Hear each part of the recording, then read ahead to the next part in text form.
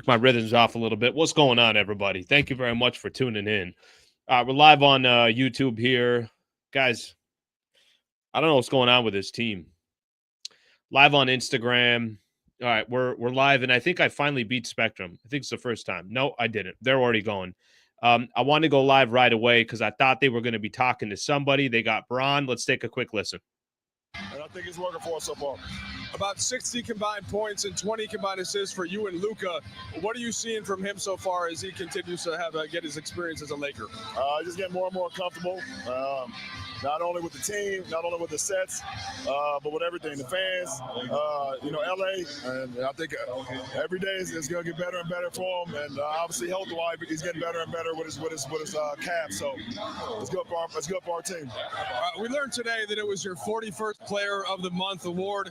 Karl Malone was 37. It was the oldest previous to do it. How are you doing that at this level, at this stage? Just taking care of my body, putting the work in, and then just staying true to the game. You know, I've had an opportunity to play the game that I love, and I've always been true to it, so I want to always try to get back. Yeah, and the last one for you, it's we saw the 50,000 combined points today. I know you kind of think of yourself sometimes first as a passer, but 50,000 is a lot of points. It is. I'm not going to sit here and sugarcoat it. It's a hell of a lot of points, and I'm super blessed to be able to, put that many points up in the best league in the world with the best players in the world over my career. So it's pretty special. I appreciate it, LeBron. Appreciate it, Mike.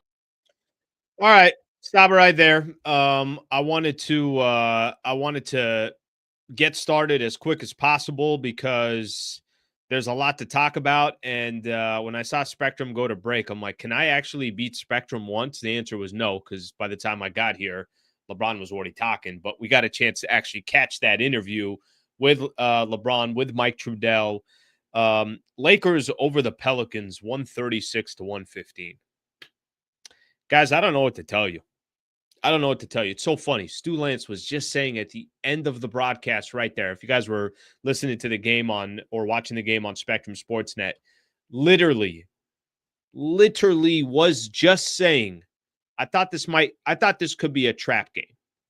That was one of the things that he said. If you guys were listening to me either yesterday or this morning when I was doing my show, or I know Sammy had mentioned as well when he was doing the preview video, I was a little worried about this game.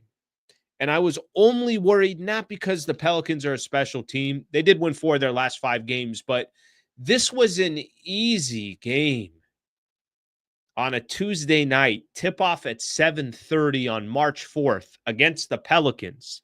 It's not a nationally televised game. Not everybody is watching. This was an easy game right before you get ready to start playing the Knicks and the Celtics and some games against Denver and Milwaukee, and you get to see some great opponents. This was a game that I thought can easily be overlooked. Guys, this is a really, really good basketball team. I got no problem admitting when I'm wrong on certain things. I didn't think they were going to be this good. I really didn't. When they traded for Luka, for me, in my mind, it's like, hey, I understand why they did it, but their chances of competing for an NBA championship, it ain't right now. How's it going to be right now if you don't have a proper big man? If you're losing a player like Anthony Davis's caliber, if you don't have a rim protector, if you don't have a lob threat like Luka likes playing with, this trade wasn't for this year. It's supposed to be for the future. It's a really good team. It's a really, really good team. Can I read you guys a couple stats here? I can. You want to know why I can? Is because you guys have no choice.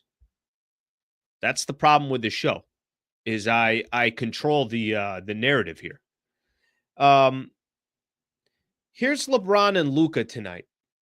LeBron had 34, 8, and 6 and a couple of block shots. Only took 18 shots, was 10 of 18 from the field, and shot 50% from the three-point line. Luka dropped 30, 15, and 8. They're virtually the same style and type of player. Basically, they fill up the entire stat line. You're not supposed to have 2 of those guys on the same team. That's not how this works. You can't have 2 Magics playing on the same court. That's not how it works. You're not supposed to have two guys. You can't have two LeBron James on the floor at the same time. You can't have two Lukas on the floor at the same time. That's not how the league was built. You can't have two of them. They have two of them. No, they're not identical players, but you guys know what I'm talking about. They could dominate the ball. They could dominate the game with the ball, predominantly Luka. Off the ball, LeBron can do it on the ball or off the ball. He's clearly proven that. Teams are going to have to deal with that in a 7-game set in the playoffs. I was looking at something a little bit earlier as well. So I'm going through as the game was going on. I'm looking at some of the scores in the NBA. I literally did a video on this morning where I was talking about how, hey, they're starting to build a little bit of a cushion here between the Lakers and some of these other teams in the Western Conference. Forget talking about 6th, 7th, 8th, and all that. That's gone. The Lakers are basically, from my standpoint, we're fighting for the top 5 seeds in the Western Conference. I don't even think they're fighting for the top 5 anymore. I think now it's basically you got the top 4.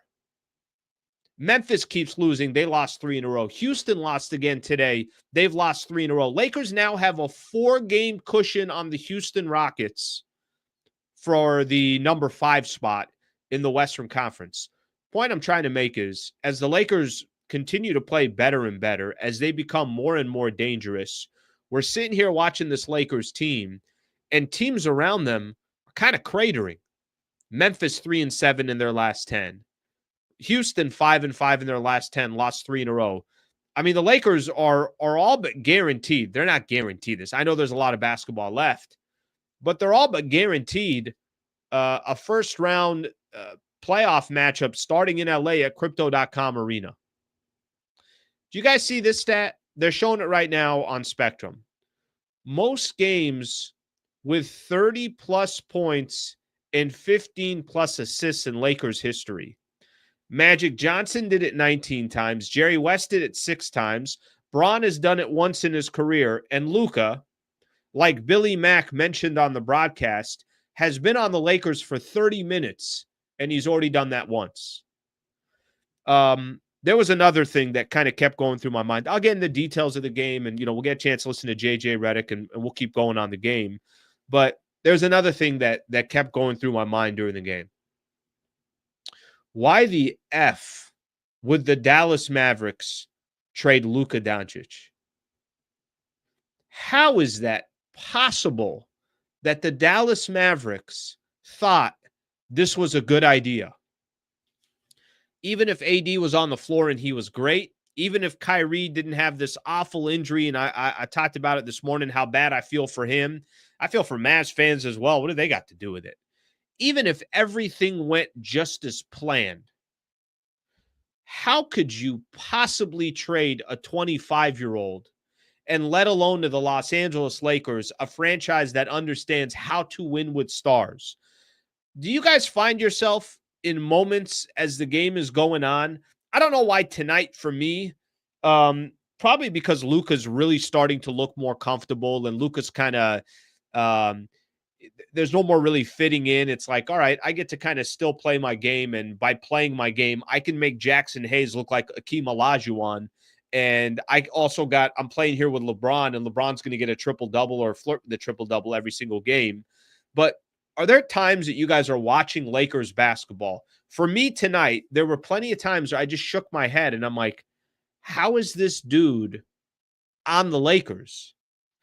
There had to be another team that decided, you're not good enough to be a part of our organization, even though you've got the accolades and the accomplishments. By the time, you're not even 26 years old. He's 26 now, but he got traded when he was 25. And forget the fact that you took our franchise to the NBA Finals. You're not good enough to be a Dallas Maverick. I think we're going to have this feeling for a long time. How the hell did this guy end up with the Los Angeles Lakers? I know Luka's good. I know Luka's really, really good. I know he is. But I don't get to watch Luka every single night like I've got a chance to watch him here over these last couple of weeks especially. I was talking about it last week. I'm like, Luka really has not performed well other than the Nuggets game. Well, Luka now is starting to get into his rhythm. Luka now is starting to feel more and more comfortable. And, what Luka's done so far, I'm just looking here on Spectrum. Luka, 30 and 15. Bron, 34 and 8. The fact that they have two dudes doing that is unbelievable. I want to look at some more contributions tonight. I mentioned Jackson Hayes. I think 18 in the first half. Maybe got all 19 in the first half. 19 and 10, 8 of 8 from the field. If somebody just didn't watch the game and they just looked at the box score and they were saying to themselves, they were saying something to the effect of, well, let me take a quick look here at Jackson Hayes. And they looked at Jackson Hayes and they saw that he was 8 for 8 from the field. They probably like, the hell happened to Jackson Hayes? I'll tell you what happened to Jackson Hayes. He plays with Luka. I can go 5 of 7 from the field with Luka. That's how good Luka is. I mean, Luka's setting everybody up. Vando, Gabe, LeBron, obviously Dalton Connect. I mean, you name it, he's setting everybody up. All right, a couple other guys I want to just make quick mention of here real quick. Dorian Finney-Smith, 8 and 5 tonight. Not great from the field. Gabe Vincent wasn't great from the field. But I'll tell you something I really, really like seeing, and I think this is going to be important. I love seeing dudes from the bench contributing. And I feel like that's been a little bit of theme of that for the last few days. Vando, 12 and 8, plus 27 in the plus minus. Shake Milton got some opportunities tonight. Went 5 of 7 from the field, hit a couple of 3-pointers, had 12 points, 2 steals, plus 30 in the plus minus. Dalton Connect, another follow-up game, had 13 points, also had 4 rebounds and 3 assists. He was 5 and 9 from the field. He hit a couple threes. So I love seeing 3 guys for the Lakers. Lakers had 6 guys scoring double figures. Dorian Finney-Smith hits one more bucket. They'd had 7 guys in double figures. But they had 6 guys in double figures. But to me, I think the thing that's most impressive about that, 3 of those guys that scored in double figures came off the bench. And, oh, by the way, Austin Reeves and Rui Hachimura aren't even playing. Which, when those 2 starters are back, it's going to put Dorian Finney-Smith, Gabe Vincent back in their regular roles, their normal roles. But a lot of what the Lakers are doing night in and night out right now, it almost doesn't even matter. It doesn't even matter who's playing in the game. It doesn't matter who's involved in the game. Everybody is finding a way to contribute. Everybody. It's been really, really impressive to see what the Lakers are doing right now.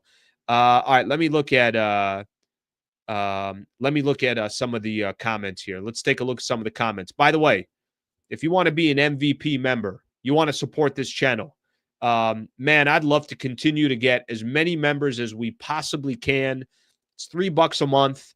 It's a great way to support the channel. I'm going to put a link right now, and if somebody wants to be a member, would love to have you. And I'm continuing to post up content. Right now, it's about once a week that I'm posting up content just for members, or at least members get it first. Special emojis out there, things along those lines. But like I said, it's a great way to support the channel. Link is right there. Let's get into some of the comments here. Jackson Hayes is playing like prime Capella. Amir, thank you for the super, brother. I really appreciate that. I'm going to go back to what Jackson Hayes is doing. And I'm really, truly not trying to take anything away from Jackson Hayes, because you do got to be at the right place at the right time. You do have to have a proper read with your point guard. You got to know kind of when to slip your screen, when to cut back door, when to kind of play baseline, knowing that Luka's going to probably find you. But whatever Jackson Hayes is doing, whatever happens to Jackson Hayes this offseason, and if he gets a contract, you guys remember, he just signed a minimum with the Lakers. He had a player option. He took that player option. He should give 30% to Luka, maybe 40%. If I'm Luka, I'm his agent. I'm Jackson Hayes' agent. And I'm like, listen, I'm going to take a fee. I got a fee wherever you sign. Whether you re-sign with the Lakers or you go somewhere else, I'm taking a fee. I'm watching all these lobs that Dalton Connect, that Luka was throwing. Amir, thank you for the super, brother. Let's get another one in here. Jerno Vess. LeBron's a great passer, but these passes Luka make, it's still, none of it makes any sense to me. None of it makes any sense to me at all that he's still on this team. Watching Luka right now, gets through. They try to blitz him on a screen. He gets through both of them. He goes in between, throws a lob over to Vando.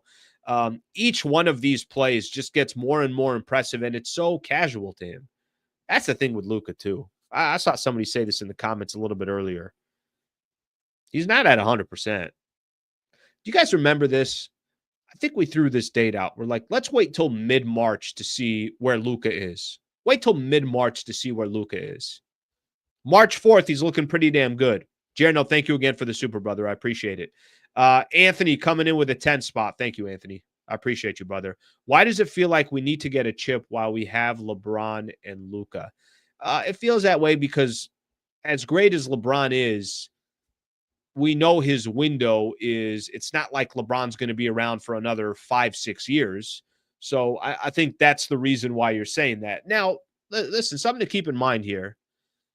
If the Lakers are able to, first, let's talk about the rest of the season. Rest of the season, it feels like because you got guys that are willing to play defense, you got vets like Vando and Dorian Finney-Smith, and eventually, obviously, Austin Reeves and Rui are going to come back. You're going to have LeBron. You're going to have Luka Donic. There's some other players that have playoff experience like Gabe Vincent, some of these other guys. Lakers look like they're going to be an incredible headache in the playoffs. And now all of a sudden the expectations are not just, hey, can you win a round? No, if you're a 2 seed or a 3 seed or something along those lines, who are you playing? What do the matchups look like? But whatever were to happen this year, let's say the Lakers got to the Western Conference Finals and lost to the Oklahoma City Thunder. What would be really interesting to see is what would Bron do in the summer? Would he restructure his contract? Would there be other players that want to come play with the Lakers? Would the ability of trying to kind of find the right person or two personnel-wise, where Bron can just, like he's kind of done with Luka here, Bron isn't really forcing anything. Bron took 18 shots tonight, had 34 and 8. But I know what you're talking about from a window perspective, especially because I said we obviously know LeBron's not going to be around for 5 more years. At least I don't think so. Here's JJ Redick on the Lakers win. About tonight. Every game is different, even if the other team scores between 99 and 102. Like, every game is different. They're all different. They all present their own problems. Like I said, pregame, Zion obviously presents a lot of problems, and we made adjustments. He was moving tonight. I thought a big thing for us as we have gone through this season is, as of late, game plans have worked. So there's been no consternation. Tonight, we made 3 different adjustments on him. Didn't work. He was that good tonight. We didn't get discouraged. It didn't allow us to get frustrated offensively. It didn't take us out of our execution. We stayed very connected, even with some turnovers. I just thought our approach to the game was really good tonight. I'm sure your analytics crew has certain numbers on it, but like the types of shots that Luka was creating, it seemed like it was either dunks, layups, or wide open threes. Did you get that sense? And then how does that make a team play? Yeah, I mean, they tried a bunch of different coverages on him. Blitz, the red, the drop. He solved every riddle. And again, we're excited about the process when we get good shots, and I thought we were able to generate a lot of good shots tonight, and he was at the forefront of that. I thought Braun was fantastic. Jackson, again, organization, his spacing, being disciplined. When we were setting ball screens with him, I thought other than 2 possessions in the first half, we had the right spacing. When we weren't setting ball screens with him, he was in the dunker, and he was opposite the ball, and that led to some dunks. Jackson played really well tonight. And then off the bench, I mean, we get contributions from Shake, 2 big threes in the first half. I thought Vando's energy in the third quarter defensively really helped to stretch the game open. Gabe as well in that third quarter defensively was really good. And then, Dalton hit some shots for us. So overall, just a good team win for us. JJ, part of your task this year beyond just coaching the team has been establishing a program and core values and tenets. Where does the Luca and Vando sticking up for Dalton Connect's kind of fit within what you're trying to establish? It fits right in with it. I think two of those values that we emphasize are trust and respect. And I think having your teammates back builds trust, and showing a level of respect to your teammate when they're down and going in there and getting in the scrum is great. I think too, the Dalton, the LeBron dunk, and then LeBron trying the alley-oop back to him. I laughed. It was one of the few turnovers I think all season that I've laughed on, but I like the intent. JJ, Mike asked you about the shot quality earlier. Final one. I think 31 of your first 42 or 43 field goal attempts for threes. You guys finished with the season high 52. We've asked about the 3-point volume or increased 3-point volume. Just what did you make of it tonight? And I guess how are you seeing these threes come? Are they the kind of threes you want to see this team take? Yeah, well, I mean, going into this game, we knew that we were going to be able to take a ton of threes. Since Zion got back, they're 30th in 3-point attempt rate. They really looked to pack the paint. We knew they were going to mix things up with LeBron and Luca. Again, we felt like if we were disciplined with our spacing and made the right passes, we were going to, our code word launch. We felt like we were going to launch tonight, and we did. All right, that is JJ Redick right there. I want to go back to something real quick he said in the beginning. So let me do this here real quick. And then I highlighted some of these comments here. So I appreciate you guys being a part of the show. By the way, if you haven't subscribed yet, let's get to 31,000. We're closing in. Only a couple hundred left to go to get to 31,000. Would appreciate your support by just subscribing. You know who was good tonight? Kind of a little beast mode out there. He mentioned it early. Zion was kind of doing his thing. Here's a problem, though. Here's the issue with Zion is his game is so about his strength and his power. And because he's had so many injuries in the past, I just worry about that much banging around on the inside, but that's his game. I mean, there was a play. Who was it? I think it was Dorian Finney-Smith, who purposely is letting Zion go towards the baseline. And Jackson Hayes is standing just outside the key like, hey, I'm waiting to trap you here. He gets past DFS, puts a shoulder into Jackson Hayes, and gets an and one. We know the dunk that he had as well, a highlight dunk off Jamison. And I just say that because, that's a player that nobody's really questioned his talent.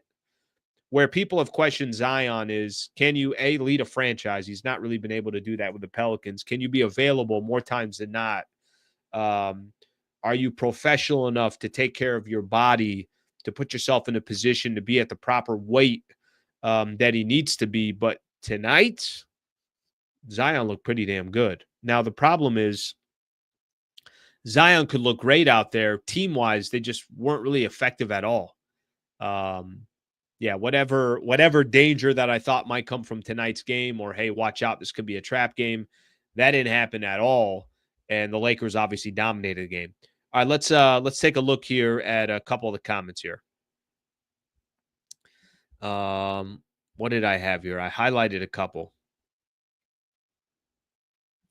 I'm still trying to understand why Nico, who gets paid money to do his job, and I get paid nothing, and I know not to even trade out of shape Luka. Brother, I don't know what to tell you. I because of what happened with Kyrie, there was a lot more conversation today. By the way, also that the season ticket sales had gone up, I think on average about 8%. So the Dallas Mavericks also raised ticket prices, and they can't find a way to get out of their own way. But because of the Kyrie injury, there was a lot of content today, including my show and then other podcasts that I was listening to, that was talking about the Kyrie injury and then just taking you step by step of like, here's what's gone on with the Dallas Mavericks since they decided to trade Luca Donic. And so to this comment that you have here, I'm with you. Nobody gets it. Nobody understands it. And we don't make nearly as much money as Nico Harrison in that front office to really understand why they did it. Hey, Slee, have you considered an MVP-only online watch party? I think it would be dope. That's a good idea, actually. Let me see if I could target. Let me see if I could find the right game for that. That's an interesting idea. That's a good idea. ZJ. Bron could play 5 more years. His stats will just dwindle each season. But he'd have to be 50 years old to be Draymond's current level. Listen, I don't know how much longer Bron can play, but if you're still dropping, I want to see Bron's last. Let's just look at his last 5 games. Okay? He had 1 bad game in the last 5 games, and it was the last game against the Clippers. That's the only game. That's the only game that he had a bad game. If listen, last 5 games, let me give you Bron's stats, okay? 28 points, 13 rebounds. No. 34 points, 8 rebounds, 6 assists. 28 points, 13 rebounds. 33 points, 17 rebounds, 6 assists. 27 points, 12 rebounds. He has a 25 in there. He has a 40 against Portland. He has a 26. The only bad game that I'm noticing where he shot at a percentage where it's like, all right, yeah, he didn't have a good night, was the game against the Clippers. They won that game on Sunday. He had 17 points, 9 assists, 5 rebounds, shot 35% from the field. That's the only bad game he's had. You might be able to make an argument right now he's still top 5 in the league. You can have a real honest conversation about that right now in the NBA. You can. I don't know if I'll win it, but I can have that argument. I can have that conversation. ZJ, thank you for the comment, buddy. Didn't OKC get bounced in the first or second round last season and they were the number 1 seed? Let me cut myself off here real quick. Luca's talking. We'll come back to this. That is, and he might get to 70K. You never know. Luca, JJ said that that there's like a non-cadence to the way you play, right? Like with a lot of guys, there's a really quick rhythm, but you're a little less conventional that way. Have you seen your teammates start to get more comfortable? I saw a big smile on your face in the last game when Vando had like a baseline cut and you found him for a lob. Today, kind of that same look when Trey set the Gortat screen for you. Are you starting to see kind of these moments where guys are adjusting to the way that you play? Yeah, I think it's getting better and better. You saw the Gortat screen. I told him last game, if you do that, it's going to be open there for me. So he was unselfish and did that. Also, when I talk about cutting the baseline. And it's just, it's about talking about things, what things I like, what things they like, and what's going to make it easier to win.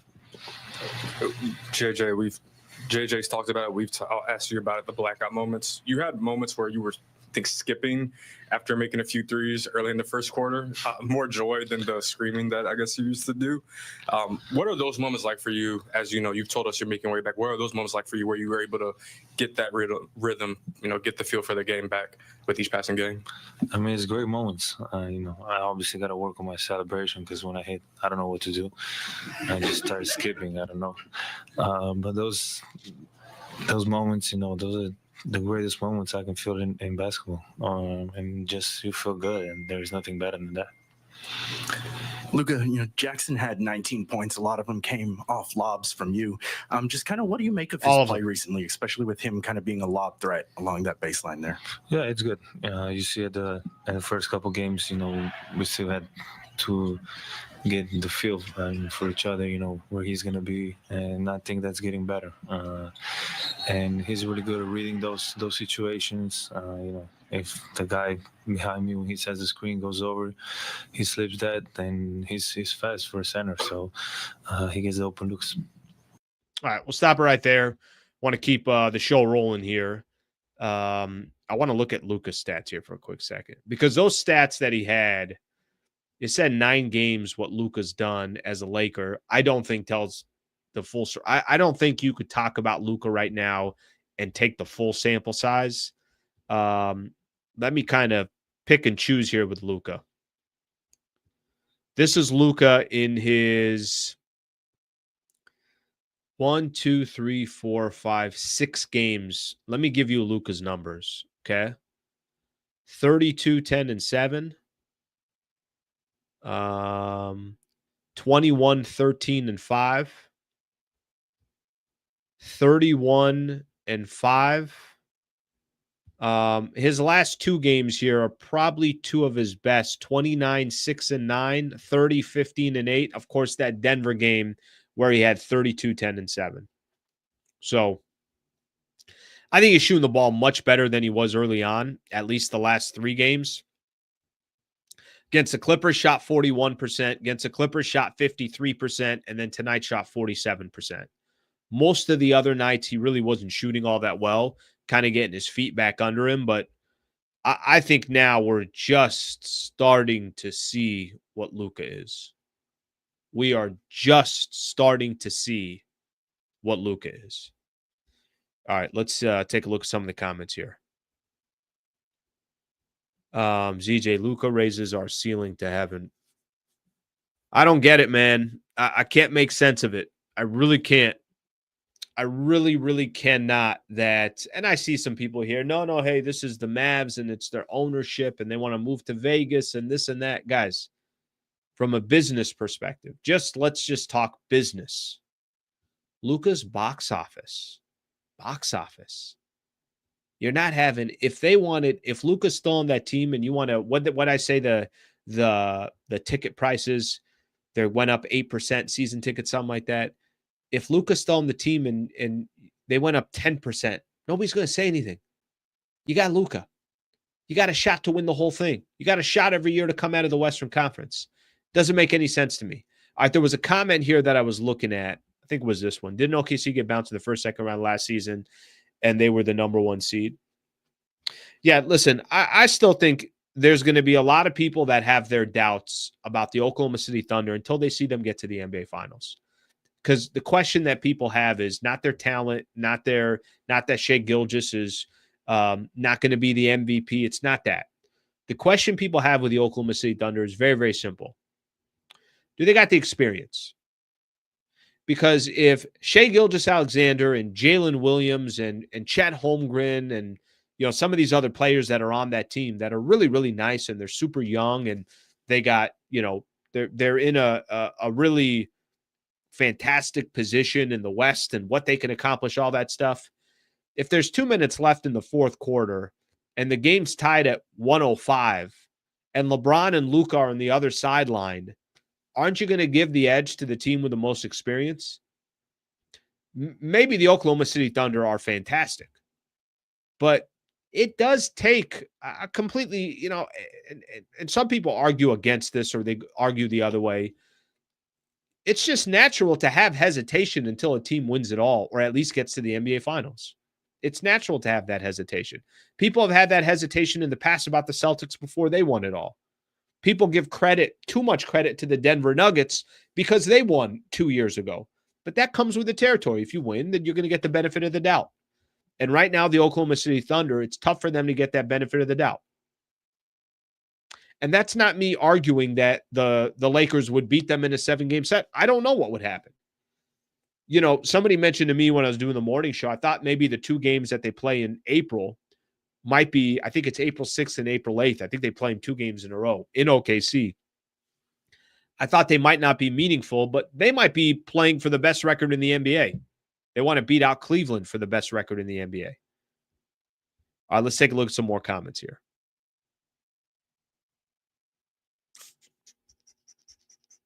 A lot of comments here. I got a lot of catching up to do here. All right, let me just make sure nobody's talking. By the way, Braun just also got to 50,033 points tonight. He's got 50,000. Kareem's got 44. Carmelone's got 41. Kobe's got 39, and Michael Jordan has 38. Kobe's got 50, or Braun's got 50. All right, Braun's talking. Let's take a quick listen, get his thoughts on the Lakers win and where they're sitting right now. I'll get to all these comments. Don't worry. We know what we want to do every night. Our coaches have putting us in position to succeed, and we're just trying to follow the game plan, and we've been dialed in with our game plan each and every night we step on the floor. Congratulations on 50,000, reaching that milestone.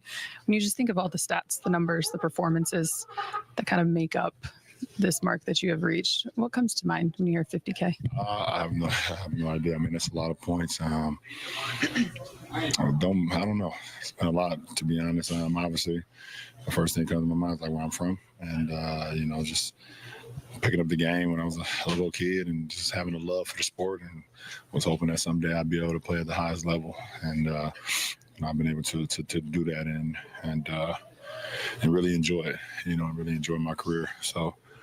It's definitely an honor. It's pretty cool to see that. On your 40th, you said that you didn't think the Lakers were a championship team. A lot has changed since then. You guys have now won 7 games in a row.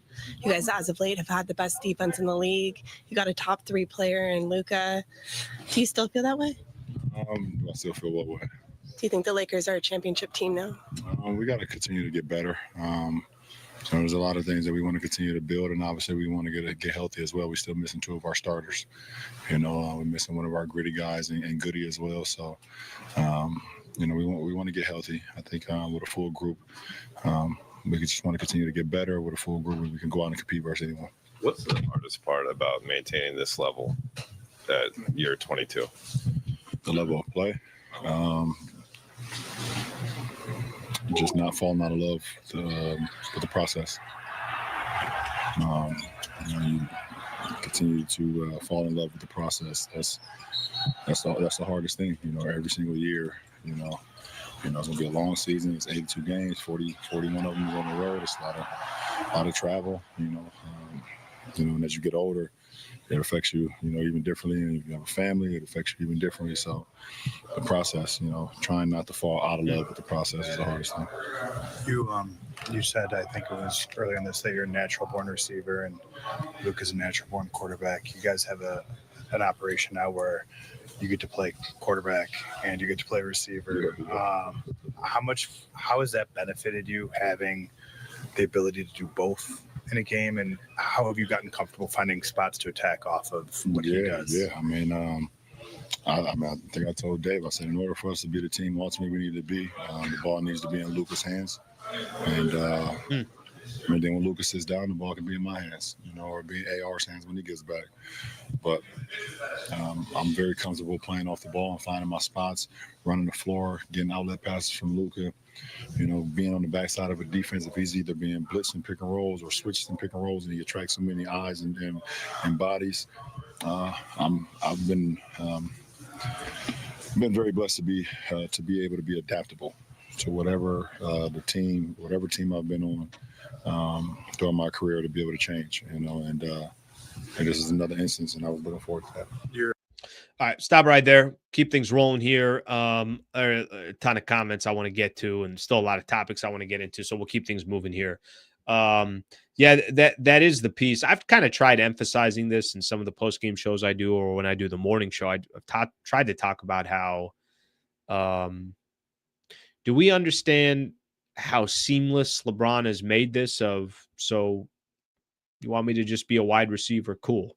I'll go ahead and be a wide receiver. I've joked around. I'm like, listen, if LeBron wanted to be quarterback, he'd be quarterback. If he wanted to be wide receiver, he'd be wide receiver. Tight end, linebacker, safety, corner, you put him wherever you want to put him, and he'll be able to play there and be able to be very successful there. That is an area of his game since Luka got here that I don't think is probably talked enough about. It's probably not talked enough about of, hey, Luka just came here. I typically play that role. Why don't you play that role? And I'm going to go ahead and shine in other ways. Because we know what would happen. If Luka was playing off the ball and LeBron had to be on the ball, Lakers would be struggling. But Luka can be Luka as he's 25, 26, just turned 26 years old, and the Lakers can still thrive under that situation. All right, let me get some more of these comments here. All right. Seiko, Hayes revenge game, best defensive rating for center in February. Interesting. Okay, I didn't know that. Yeah, I think a lot of times we just look at we just look at Jackson Hayes as a lob threat. He has a big body. Now, I don't know how great he is defensively, but team defense has been phenomenal. He's obviously high motor and has a lot of energy, but I really think it has a lot to do also with you got the Vandos there, you got the Dorian Finney-Smiths there. LeBron now that I think's got to focus less on the offensive end, or at least he doesn't have to orchestrate everything, can focus a little bit more on the defensive end as well. Gabe Vincent, Rui, I think has done a good job, specifically before his injury. We talk about the month of February, so you got a lot of people contributing. Seiko, thank you for the super, brother. Let's get another one in here. Mitch, JJ's been willing to let one main scorer go nuts as long as they aren't Jokic or Shea. Let Zion, let Kawhi, even with Rui and AR out, LBJ and Luka go nuts. Yeah, it's interesting. I mean, I want to agree with that, but let's use as an example Nikola Jokic. Jokic didn't go off, and they were phenomenal on Jokic. I know Kawhi had the good game, but Kawhi the game before was okay. James Harden was awful in both of those games. There is a little bit of pick and choose, right? You can't get everything. So you got to be a little bit more strategic with what you want to allow one team to do, or one, a specific player or something along those lines. But JJ has been brilliant, so I'm not arguing that at all. Mitch, thank you for the super, brother. One more here from Mitch. Deep team and just unreal defensive intensity. I had an Instagram comment that I wanted to read off. Somebody had put on here. Yeah, I understand. I just can't believe this is Gerald OCZ. Can't believe we have Luca. Just makes us that much better. So much more fun to watch. So excited to see this It brings back memories of Magic and Kobe. Luka's insane. I think there is a lot of that from Laker fans. All of a sudden, there's a lot of people that stylistically are excited watching Lakers basketball again, or they just want to watch this freaking star, this international superstar that somehow ended up on the Lakers. Keep going here. Amir, thank you for the super, brother. Got some people are gifting members as well. I'm going to highlight here in just a second as well. Amir says, do you think that this bizarre upcoming road trip will influence your thoughts on the Lakers being a contender? The schedule is too hectic and outlandish from the wildfires to influence my opinion. As in they had to add in games and everything else. All right, let's take a quick look at the upcoming game. So this is what the Lakers have. By the way, I'm going to count the Knicks in this stretch as well. And I know that's not a road game, but I'm going to count it. Knicks, Celtics, Knicks at home, Boston on the road, Brooklyn on the road, at Milwaukee, at Denver. Milwaukee and Denver are back-to-back. It's coming up Thursday and Friday of next week. Will it influence my decision on if they're a championship contender? I think this is what can influence it. Let's say Lakers got ran. Let's say they got ran in Denver and they lost in double digits by Milwaukee and they got blown out by Boston. It'd be like, all right, well, the hell happened there? But if these are all competitive games, it's coming down to the wire, they're sneaking out a win here, sneaking out a way there. I mean, even if they went, let's say they went 3-2 over these next 5 games. They beat the Knicks, they beat Brooklyn, and they beat Milwaukee. But Denver and Boston was competitive. It's good basketball. You just got 2 good teams going at it, and maybe that team can come out of the East. Maybe that team can come out of the West. I think it's how it looks as well, Amir. So I probably won't overreact to it, but I do think what it looks like is important as well. Roken B gifted 5 Hoops Talk MVP memberships. Roken, thank you for doing that, buddy. Thank you for doing that. Getting close to 250 members.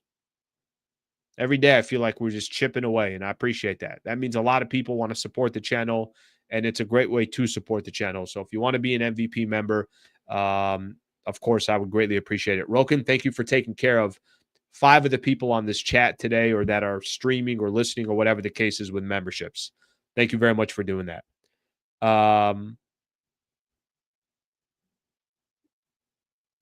Spoolie, if I'm saying that right. First off, thank you for the super, brother.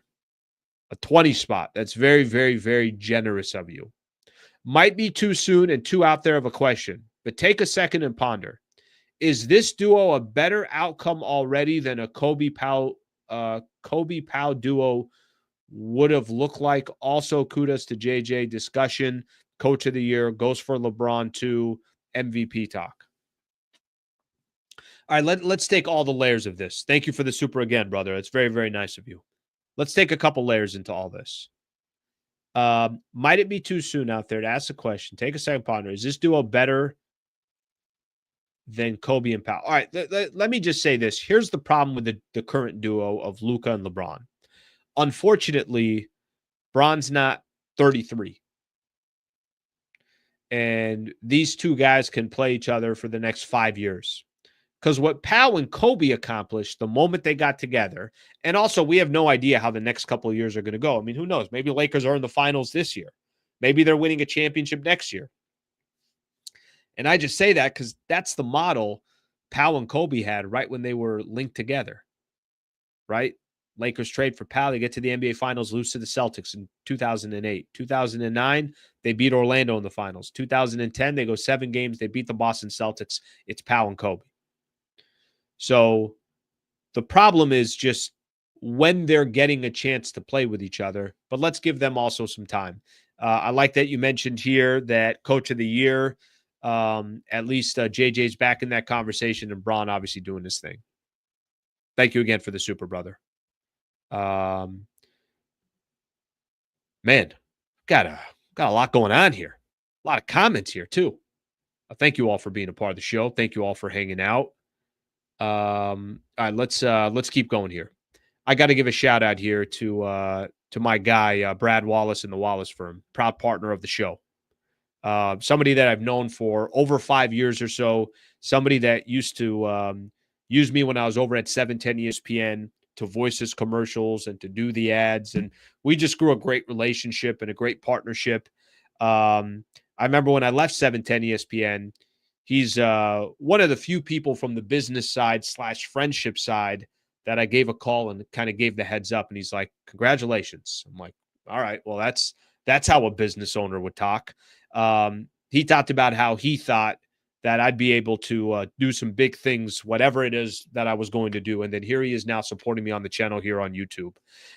When it comes to serious injury cases, Brad Wallace and his legal team at the Wallace Firm, they're the real deal. You got to have a professional. You got to have somebody that understands the system. You got to have somebody that's going to fight for you. You got to have somebody that doesn't settle and isn't just doing what insurance companies want them to do. And that's exactly what Brad Wallace is of the Wallace Firm. I've said this before. Let him walk you and your family through your legal options. I'm sure it's a very intimidating and daunting process. Let an expert in the field help you. He can help anybody in the state of California. We got a special URL here, wallacewins.com/Sliwa, wallacewins.com/Sliwa. You can get a free consultation, or if you want an introduction, I'm happy to make I've always put my email out there and anybody can get in touch with me. I'm happy to make an introduction. So shout out to Brad Wallace, the Wallace Firm, big Laker fan, by the way, obviously always watching these games. And I'm sure loving these broadcasts as well. So shout out to him and his team. And I hope you guys never need him, but if you ever do, he'll be there to help. Okay. Keep rolling here. All right, where are we going here? Let's see some of the latest comments here. Got so many supers here. I got to go back. But let me see some of the regular comments here. Let's see. A lot of people now all of a sudden feeling okay with Dalton Connect staying as a Laker. Every time Luka hits a step back three, I think of exact moment where I was when I found out we got Luka. All right, let's see what else we got here. Look at Ray. The Wallace Firm is a contender. All right, let's get more in here. As a Dallas resident, I am heartbroken that Mavs ownership traded Luka. However, I am now Luka Laker fan all the way. Go in the title, Lakers. Go in the title, Lakers. Bobby, I'm going to say something to you, brother. I really do feel for Mavs fans. I swear I genuinely feel for Mavs fans. I do. And I think a lot of people are very sympathetic towards Mavs fans. And, you know, does this take them as saying, well, screw that team, like Bobby is saying here, and saying, I just love Luka. I'm going to go watch Luka play. Luka didn't ask to be traded. Luka's just trying to make the best of, obviously, a situation. He just happened to find himself with the Lakers, not because he chose the Lakers, because the franchise that drafted him decided to trade him at age 25. It's so funny. I was looking at some of the comments, and I saw some of these. I'm like, what are people talking about? These welcome Bobby. People opening up their hands. Bobby, bring it in. Come on in, buddy. Come here. I had no idea what people were talking about. Let's get some more of these comments here. Welcome, Bobby. Thank you, Nico. There's going to be a lot of thank you, Nikos. For a long time, there's going to be a lot of thank you, Nikos. I got some more of these supers here that I want to get into. If JJ isn't coach of the year, should be an investigation. David, if he isn't a candidate of the coach of the year, there's some great coaches out there. You got to look at what Cleveland's doing. You got to look at what Detroit's doing. I think the conversation about Ime Udoka, that's gone just because Houston has kind of fell back a little bit. Even listen, I say that. They're top 5 in the Western Conference. I mean, I don't know if many people thought Houston was going to be top 5 in the Western Conference, but Detroit and Cleveland, I'm not shocked at all that those coaches don't get, obviously don't get the recognition they deserve. But I said this from the beginning. I don't need JJ Redick to win Coach of the Year.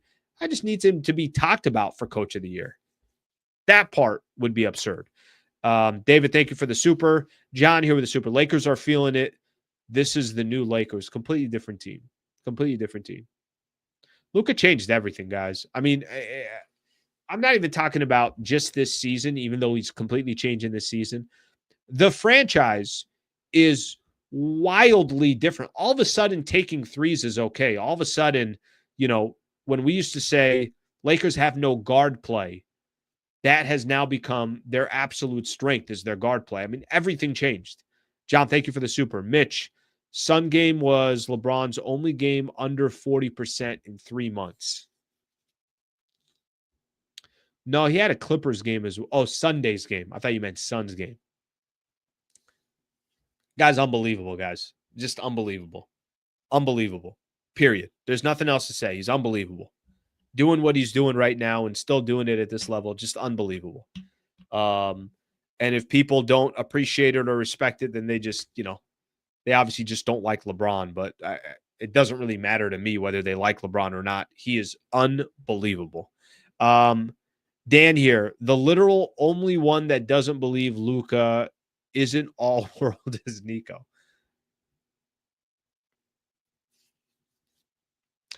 What happens?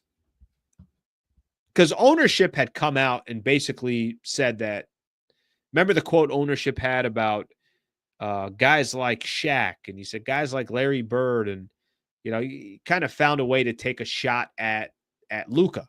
So obviously ownership signed off on this. But do they not in the summer just say, hey, we got to kind of try to save face here? I mean, do they fire Nico? But then everybody already knows it was ownership that signed off on it. Ownership's not going to fire themselves. Wayne Gasper with a super sticker. Thank you, brother. I appreciate you very much. Very, very nice of you to do that. Thank you very much for doing that. Let's get another one here. Spoolie left the 20 super chat earlier. Appreciate Slee. Okay. That's why I said I was behind, but I got back to it. I got back to it a little bit earlier. We got into it, and now I'm reading this one. Trust me. Very, very much appreciated. Definitely not forgetting that you threw that out there. So thank you, brother. Ben. Thank you, brother. Appreciate you very much. All right, let's get into some more of these comments. Thank you for all these. Ben, Dan, all you guys. Thank you very much for all the supers. All right, let's get one here. By the way, tomorrow, show at 8 a.m., Trevor Lane going to join the show at 8:15. So me and Trevor Lane are going to talk some Lakers basketball tomorrow morning at 8:15 or at 8 a.m. He'll join the show at 8:15. So make sure you're hanging out tomorrow morning as well. We'll continue the conversation. Luke Garcia, interesting quote from Braun, their postgame. To be the team we want to be, Luka has to have the ball in his hands. You know, Luke, it's funny. I heard the quote too, and it really didn't do anything for me because whether he said it or not, that's how they're playing. Right? So if LeBron said it or he didn't, whether he said it or he didn't, I will tell you that the style that they're playing, the fact that he's got the ball in his hands as often as he does, I think says the entire story right there. He has clearly bought into it's the best way we got to win. And oh, by the way, I could still get all my numbers. I could still get all my stats. I can still actually look better. I can probably prolong my career. And if I'm obsessed with just trying to win, this gives me the best opportunity to win. I didn't think. I mean, when they traded AD and Max Christie, I definitely thought, guys, this just roster is not built to win right now. I don't feel that way anymore. I don't feel that way anymore. John, I'm taking notes. He's top 5. Now he can play anywhere. He should be the MVP. He can play another 5 years. No excuses in May when his last second shot hits the side of the backboard. John, is that really what you take away from watching LeBron right now? I don't know what to tell you. I appreciate the super very much. I appreciate you being a part of the show. But is that really what you take away from LeBron James right now? I mean, the man is amazing right now. All season long, he's been incredible. You know how many other players we could be complaining about around the NBA other than Bron? Some people just don't like him. Nothing you could do. Met Chris Paul, Kobe Paul versus LeBron Luca.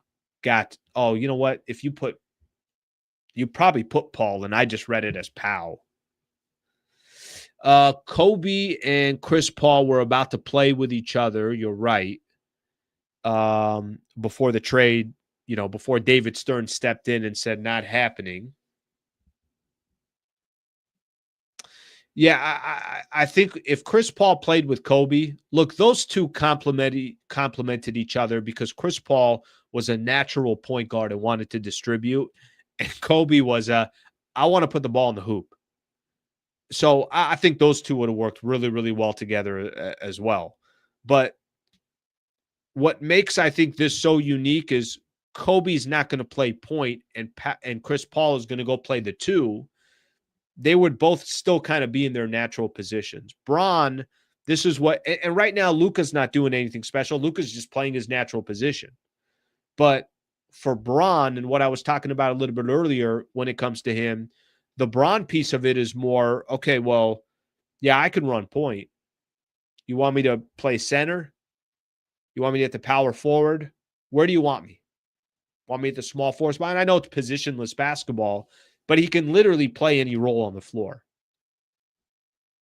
And it does remind me of Magic back in the day. I've used this example before. Magic was your point guard. He also suited up at center as a rookie in the 1980 NBA Finals. That part is special. Imagine if De'Aaron Fox said his preference was LA. Sam, thank you for being a part of the show. Yeah, I'm a fan of De'Aaron Fox. I am. And he clearly did not want to come to the Lakers. Wanted to get back to San Antonio, and he got exactly what he was looking for. Imagine how many point guards we've talked about the Lakers not having, or, what it would look like if they had a point guard that they can rely on, or when are they going to get that next point guard? Well, we don't got to worry about that anymore. All right, let's take a look at some more of these comments here. I almost caught up.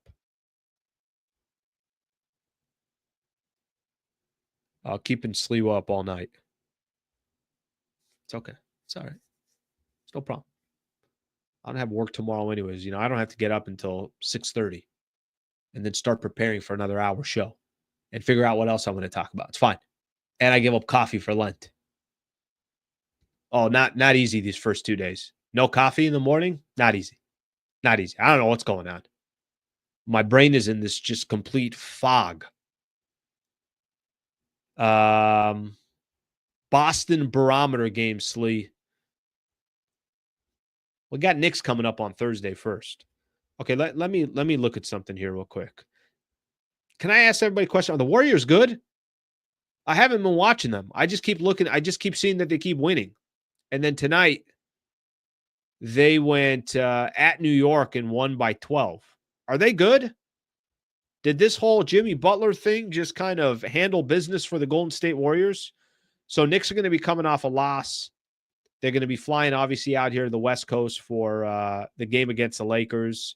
I think the Knicks, I'm assuming they're starting a West Coast road trip. Let's see what they got going on here. Knicks go Lakers, Clippers, Kings, Portland, Warriors, and then they go back home. So Lakers got the Knicks coming up on Thursday. Knicks lost to the Warriors earlier today. All right, now I got to look at that game. Now I got to look at the Warriors here real quick. Because of all the teams we're talking about, if there's any team that can, kind of start making a little bit of noise in the conference, at least working their way up, it looks like if it's going to be anybody, it's going to be the Golden State Warriors. They're 8-2 in their last 10. Who'd they beat? Knicks, Hornets, random loss to the Sixers, beat the Magic, the Hornets, the Mavs, the Kings, the Rockets. So really they've had a favorable schedule too. Plus I know that they had at one point, they had the easiest schedule left in the NBA. All right, let's take a look. If people are no cat though.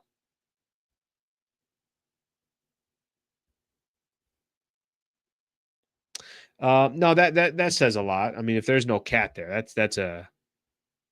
that's definitely a big one. Jimmy and Steph are playing well together. No coffee, that's rough. No, I don't know what to tell you here. I need coffee. It's all right. I'm going to do it for Lent. We'll give it up. We'll make it happen. Let's get another one in here. Did you think the same? Media quick to say, yeah, Kyrie sucks, ACL torn, but Nico really messed up. Meanwhile, Kyrie has to recover mentally and physically for a while. I don't think anybody's saying Kyrie sucks at all. At all. I think people are very, very sympathetic to Kyrie Irving. I'm very sympathetic to Kyrie Irving.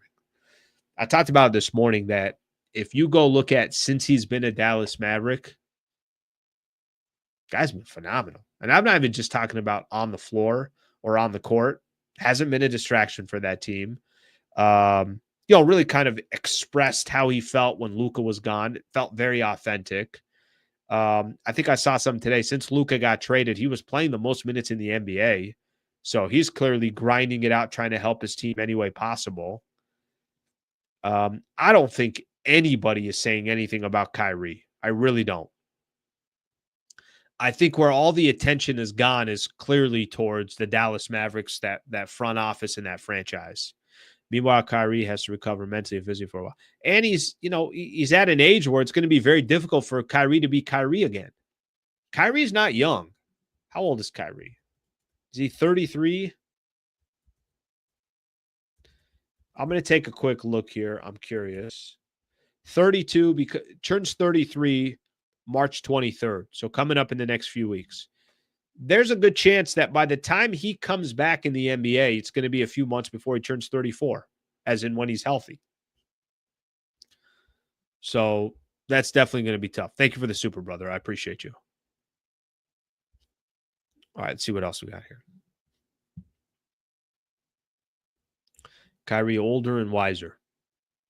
He's making it happen. I give Kyrie a lot of credit. Okay, are we done here? I think we're done here, guys. I think we accomplished all our goals this evening. Damn. Lakers just another W. Like it's nothing. Like it's absolutely nothing. NBA standings right now. 39-21 are the Lakers. You know what's kind of crazy? I was looking at this a little bit earlier too. if you look at the overall standings in the league, 1, 2, 3, 4, only 4 teams have a better record than the Lakers. And if the Lakers beat the Knicks, they'll be the 4th best record in the entire NBA.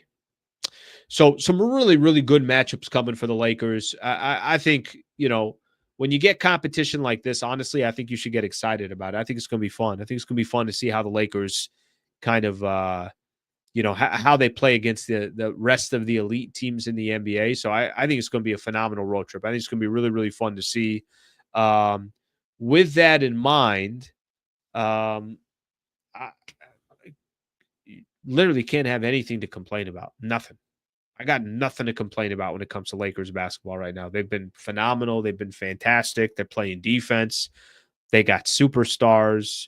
They got 2 starters that are out, and they're still winning. That's kind of been the theme of the Lakers all year. It kind of doesn't matter at all who's playing. They've just been phenomenal. All right, everybody. I think we're good for the night. I really, really appreciate everybody hanging out. We got a lot of great comments from everybody. Really appreciative of everybody that threw a super in. So thank you very much for doing that. Very kind of you guys to do that. Rokin B, again, thank you for gifting 5 memberships out there, MVP members. Really appreciate that as well. If you guys don't mind just subscribing to the channel, would mean the world to me. And I'll get you guys back tomorrow at 8 a.m. Trevor Lane coming on tomorrow as well. So hang out with me in the morning. Thank you, everybody. Have a great rest of your night.